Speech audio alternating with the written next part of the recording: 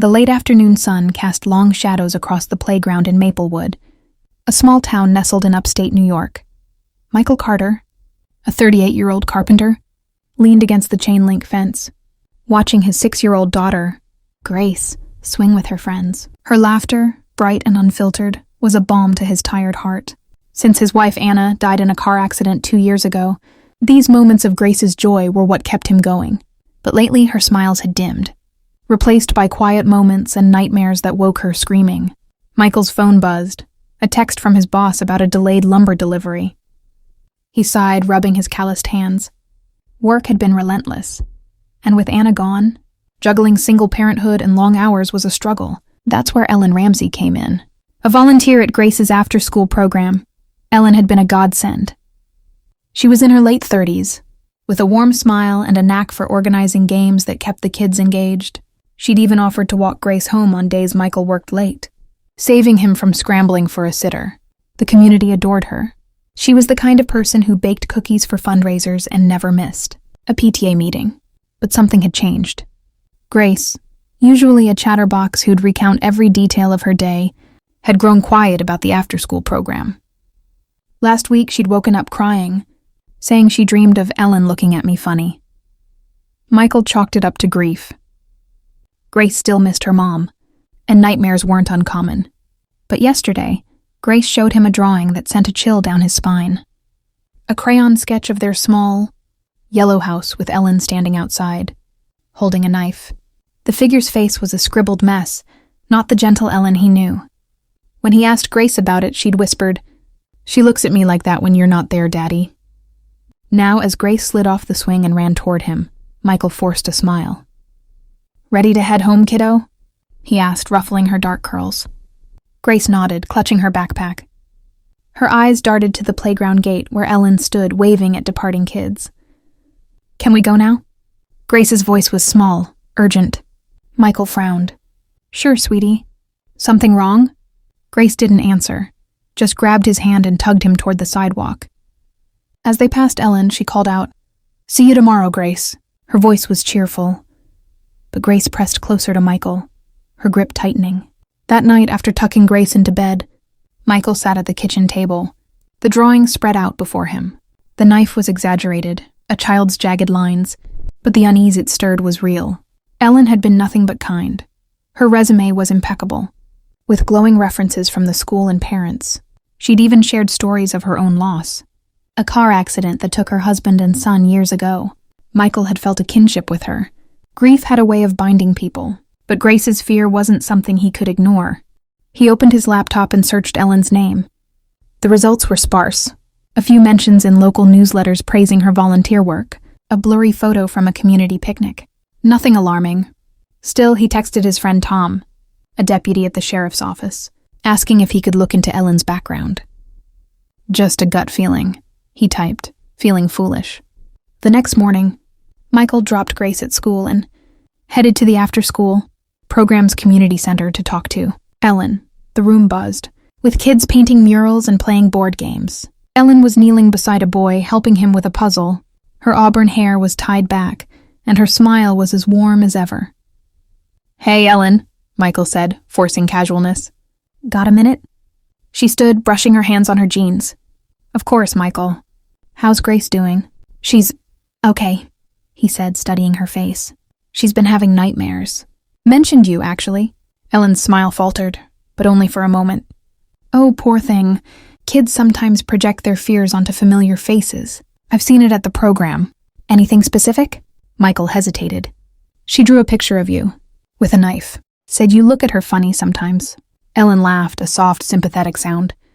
"That's quite an imagination. I'd never hurt Grace, Michael. You know that? Maybe she's picking up on my stress. I've been organizing the fall festival, and it's a lot." Her explanation was reasonable, but something in her eyes, a flicker of something guarded, made Michael's stomach twist. "Yeah, maybe," he said. "Just wanted to check in." As he left, his phone buzzed with a reply from Tom. Ellen Ramsey's clean on paper. No record. But her name popped up in an old accident report. "I'll dig deeper." That evening, Grace was quieter than usual, picking at her spaghetti. "Daddy," she whispered, Ellen was on the phone today. She said, "It'll be over soon." She looked at me when she said it. Michael's fork froze midair. Who was she talking to? "I don't know," Grace said, eyes wide. "But she didn't smile like she does with you." After Grace went to bed, Michael called Tom again. "Anything on that accident report?" Tom's voice was low. "It's weird. Mike, Ellen's husband and son, died in a crash 5 years ago en route. And the other driver was Anna Carter." "You're Anna." Michael's breath caught. Anna had died in a head-on collision. A foggy night, a truck veering into her lane. The police ruled it an accident. But the guilt had haunted Michael. Anna had been driving to pick him up after his car broke down. "Ellen never mentioned knowing Anna," he said. "She moved to Maplewood a year after," Tom said. "No charges were filed, but I found a blog she wrote anonymously. She blamed the other driver, Anna, for her family's death. Said she'd never forgive her." Michael's mind raced. Ellen's kindness, her eagerness to help with Grace. It all took on a sinister edge. Was she getting close to Grace to hurt her? To replace the family she'd lost? He thought of Grace's drawing, her nightmares, her fear. His daughter's intuition had been right. The next day, Michael kept Grace home from the after-school program. Citing a stomach bug, he drove to the community center, his heart pounding. Ellen was there, sorting craft supplies. "Grace okay?" she asked, her tone concerned but her eyes sharp. "Yeah, just a bug," Michael lied.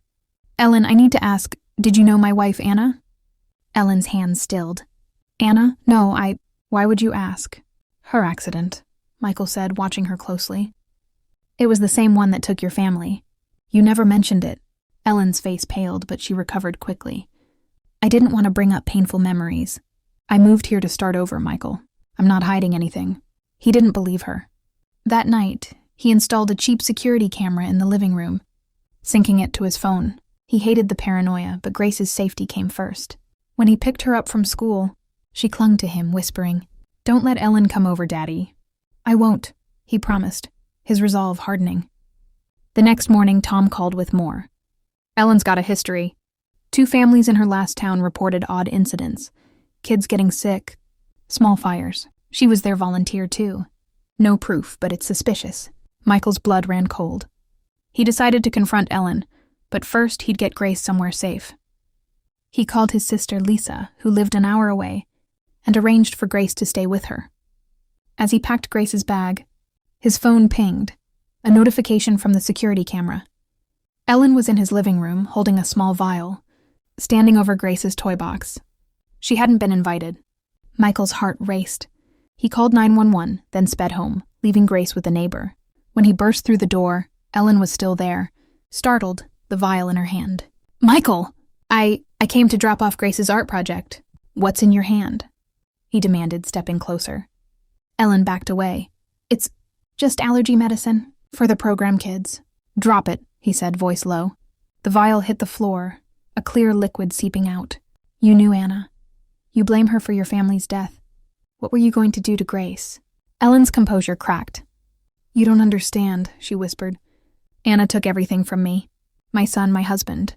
I just wanted a family again. Grace could have been mine." Michael's fists clenched. "You're sick. Stay away from my daughter." Sirens wailed outside. Ellen's eyes darted to the door, but there was no escape. Police stormed in, and Michael pointed to the vial. "Test that," he said. "She was going to hurt my kid." As the officers cuffed Ellen, she looked at Michael, tears streaming. "I just wanted to fix it," she sobbed. "To be a mom again." Michael turned away, sickened. The police later confirmed the vial contained a sedative, enough to make a child dangerously ill. Ellen's history unraveled, similar incidents in other towns, always targeting families she envied, always trying to replace what she'd lost. Her grief had twisted into obsession, and Grace had been her target. That night, Michael brought Grace home from Lisa's. She ran to him, hugging him tightly. "Is Ellen gone?" she asked. "Yes, sweetie," he said, kneeling to meet her eyes. "You were so brave telling me about her. You saved us." Grace's lip trembled. "I miss Mommy, but I didn't want Ellen to be my mom." Michael pulled her close. "You've got me, kiddo. And we've got each other. That's our family." Over the next weeks, Michael worked less, prioritizing time with Grace. She started therapy, her nightmares fading as she processed her fear. The town rallied around them, shocked by Ellen's betrayal. Michael framed Grace's latest drawing, a picture of them holding hands under a bright sun. It hung in the living room, a reminder of their bond. One evening, as they walked home from the park, Grace looked up. "Daddy, are we happy?" Michael squeezed her hand, tears in his eyes. "Yeah, Gracie, we're happy, really. And for the first time in years, he believed it. Please subscribe.